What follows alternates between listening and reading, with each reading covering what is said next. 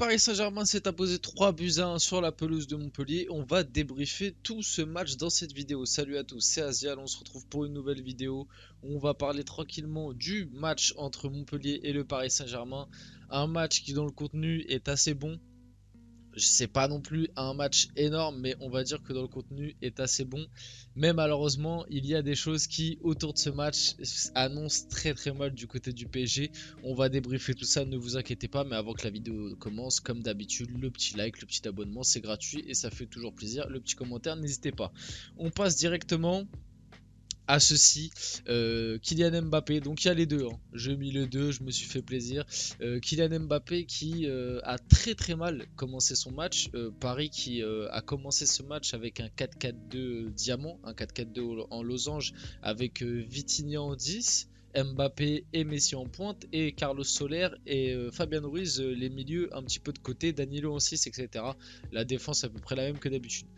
Mbappé qui fait une entame de match, je vais pas dire horrible, mais je l'ai senti direct. Je sais pas pourquoi, j'ai senti direct que dans son entame de match, il était pas dedans. On obtient un penalty. Premier penalty tiré, il le rate complètement. Enfin, Lecomte fait un bel arrêt, mais en vrai, le penalty est pas du tout bien tiré. Euh, il est à retirer parce que des défenseurs de Montpellier étaient rentrés dans la surface. Deuxième penalty, c'est pas beaucoup mieux tiré, hein. Il a changé de côté. Pareil, Lecomte qui l'arrête et qui la repousse sur le poteau. Et puis pour finir, sur sa lancée, Mbappé qui sort sur blessure. Alors, la source de la blessure, on ne sait pas trop. C'est-à-dire que lui avait l'air plus de se tenir l'arrière de la cuisse, donc possiblement les ischios. Galtier, en fin de match, a dit en interview que c'était un coup au niveau du genou, donc peut-être une petite contracture ou quoi. On n'en sait rien, on verra. Il y a des images qui viennent de sortir comme quoi à la fin du match il boiterait. Donc est-ce que c'est le genou, est-ce que c'est l'arrière de la cuisse, les ischios, une contracture, une élongation, on ne sait pas. Ça peut être très grave comme ça peut être rien du tout. Je vais pas vous mentir, si c'est qu'une simple contracture, il va juste louper le match de ce week-end. Si c'est un petit peu plus grave, que c'est un gros coup sur le genou ou alors une élongation ou peut-être même plus grave, une déchirure, etc., il peut louper le match aller face au Bayern. Donc dans tous les cas, c'est vraiment pas au mieux que cette blessure tombe, puisque dans tous les cas, ça va un petit peu niquer sa progression. Voilà, il va pas pouvoir bien enchaîner et il va pas pouvoir être dans le rythme face au Bayern. Ça va un petit peu couper tout ça, quoi. Ça va être compliqué. On enchaîne, comme une mauvaise nouvelle n'arrive jamais seule. Sergio Ramos qui, lui, pareil, blessure. Alors pareil, on sait pas trop. Au début, quand il est sorti, il avait l'air de signaler au niveau de sa tête. Au final, à la fin du match, en interview d'après-match, les commentateurs ont dit que finalement c'était peut-être une déchirure au niveau de l'arrière de la cuisse gauche. Donc à vrai dire, on n'en sait rien. Si c'est qu'une simple commotion, ça dure pas extrêmement longtemps. Si c'est qu'un simple coup à la tête, c'est pareil, c'est 2-3 jours loupés. Si ça va au-delà, si c'est pareil une déchirure derrière la cuisse gauche comme ce qui avait été annoncé par les commentateurs, je ne sais pas. Ça peut être plus long. Mais à vrai dire, vu le match de Danilo ce soir, que Ramos se blesse, je me demande si c'est pas une bonne chose pour le match face au Bayern. J'ai mis Léo Messi. J'ai mis Léo Messi parce que tout simplement, il a joué tout seul ce soir et il a été très bon. Honnêtement, il a été très bon, mais je vais y revenir. Pareil pour Fabian Ruiz qui a été excellent. Pareil pour Hakimi. Voilà, pour moi, je les mets là parce que pour moi, ces trois joueurs sont les trois tops du match, tout simplement. Messi qui fait un très très bon match, qui marque son petit but, le deuxième. Fabian qui marque le premier. Fabian qui ce soir s'est beaucoup montré. Quand faut lui taper dessus, il y a du monde. Moi, je suis plutôt de la team à le défendre. Je l'ai souvent défendu, notamment parce que si tu entends tout le monde parler, notamment les commentateurs, les consultants, etc., tu as l'impression que Fabian, tous ses matchs au PSG sont pourris. Alors que moi, je trouve que avant la Coupe du Monde, en tout cas, il avait fait des prestations très intéressantes qui, pour moi, méritaient plus de reconnaissance, qui méritaient plus de même une continuité. Voilà, il y a eu la coupure de la Coupe du Monde qui, on voit, ça lui a cassé cette dynamique.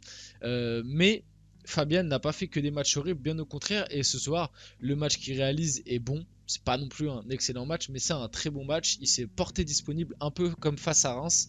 Des belles projections. Il a marqué un but pas évident non plus à mettre. Donc voilà. Et pour finir, Hakimi qui fait un énorme match. Hakimi qui aujourd'hui, sans Mbappé et Neymar, vraiment, lui et Messi, t'as senti que c'était eux les créateurs de cette équipe. Aujourd'hui, si t'enlèves Hakimi, il n'y a pas beaucoup de création sur le terrain. Franchement, si t'enlèves Hakimi et Messi, la création descend et est proche du néant parce que Vitinha n'a pas été ouf. Hein. Vitinha, c'est pas un très bon match. Euh, Solaire, c'est encore très neutre. Je vais pas dire qu'il fait un mauvais match, ce serait très très dur, surtout que collectivement ce soir Paris a été très fort. Mais le match de Solaire par rapport à Fabian par exemple, c'est pas encore ce qu'on veut. On veut qu'il montre un peu plus. Tu sens qu'il joue avec le frein, tu sens qu'il a pas envie non plus de prendre d'initiative, etc. Qu'il joue un petit peu, voilà, un peu avec le frein. À noter Renato, qui du coup est rentré à la place de Ramos qui s'est blessé, et Renato qui a fait une très bonne entrée. Parce que pareil, Renato, quand il faut lui taper dessus, je suis l'un des premiers à le faire, parce que je connais la qualité de ce joueur, et je trouve que depuis qu'il est à Paris, il joue un petit peu voilà, en claqué de chaussettes, c'est-à-dire qu'il en fait pas trop, il est très neutre, beaucoup de passes vers l'arrière, pas beaucoup de projections, etc. Et là, je trouve que dans ce match-là, il a été très bon. En 6, là, j'avoue que ce que j'ai vu, c'est plutôt pas mal. Et Warren Zaïre-Emery, pardon, plus jeune buteur de l'histoire du PSG, qui met mine de rien un but important, parce que le PSG face à Reims avait encaissé un but à la dernière seconde de jeu. Là, tu gagnes 2-0, tu prends le 2-1 à la 87e. Montpellier est en train de pousser, tu te dis il y a 4 minutes de temps additionnel. Tu sentais que il pouvait nous mettre en danger. Au final, Zaïre Emery qui fait une magnifique interception, qui combine avec Hakimi, qui finit par une magnifique frappe croisée. J'ai pas mis d'image du but, mais voilà, n'hésitez pas à aller le voir. Le but est très beau d'ailleurs. Et ça récompense Zaïre Emery. En plus, comme l'a bien souligné Galtier, pardon, ça fait plaisir puisque c'était un petit peu lui qui avait fait l'erreur face à Reims qui nous a coûté le but de l'égalisation. Il n'y a pas que lui, il y avait aussi l'alignement de Ramos, etc. Mais voilà, c'est lui qui fait une remise un petit peu hasardeuse qui lance la contre-attaque. Là aujourd'hui, ça fait plaisir qu'il marque. En plus, il devient le joueur le plus jeune de l'histoire du PSG à marquer un but en Ligue 1. Ça fait extrêmement plaisir. Globalement, voilà, j'ai mis cette petite image de l'équipe parce que globalement, aujourd'hui, c'est une belle prestation collective. Honnêtement, il n'y a pas de joueur qui a non plus été en dessous. Comme je vous l'ai dit, à noter peut-être Mbappé qui fait une entame de match où tu loupes deux pénaltys et même avant ça, tu sentais que dans la production, c'était pas ouf. Ramos qui pareil n'était pas hyper rassurant en début de match, mais je parle de l'équipe qui a fait la plupart du match. Au-delà peut-être de Vitinha qui je trouve a perdu énormément de ballons par rapport à son apport. J'ai trouvé Ekitike pas dégueu. Honnêtement, il a été intéressant. D'ailleurs, il met à un moment une frappe sur le poteau. C'est dommage pour sa confiance, même s'il y avait hors-jeu, pour la confiance, quoi. C'est vraiment une question de confiance. Comme je l'ai dit, Renato très bon. Non, si, il y en a un. La rentrée de Juan Bernat à la place de Nuno Mendes est catastrophique. C'est à cause de lui qu'on prend le but de Montpellier. Il fait une erreur stupide. Mais mis à part ça, ouais, l'équipe a été bonne. Franchement, une belle prestation collective. La prestation n'est pas incroyable. Et le constat à faire finalement de ce match, c'est que quand on a que 2 ou 1, le PSG joue mieux. Je parle de la MNM. Je peux compter Neymar parce que Neymar fait beaucoup d'efforts. Mais tu sens que quand il y en a que 1 ou 2, parce que Neymar peut rentrer dans ce collectif, tu sens que c'est mieux. Donc à travailler pour les dirigeants parisiens, mais Mbappé et Messi les deux ensemble, c'est peut-être pas possible parce qu'aujourd'hui, j'ai beaucoup aimé le pressing, etc. côté PSG. Voilà, c'était tout pour ce débrief. N'hésitez pas à liker, commenter, partager, à vous abonner bien évidemment. Les points à retenir, c'est que Paris gagne 3-1 face à une équipe de Montpellier. C'était important de se relancer avec quand même une belle prestation collective, mais le point noir, c'est que Mbappé sort sur blessure en ayant loupé 2 pénaltys, donc c'est pas fou. En tout cas, c'était Asial, on se retrouve très rapidement pour une prochaine vidéo.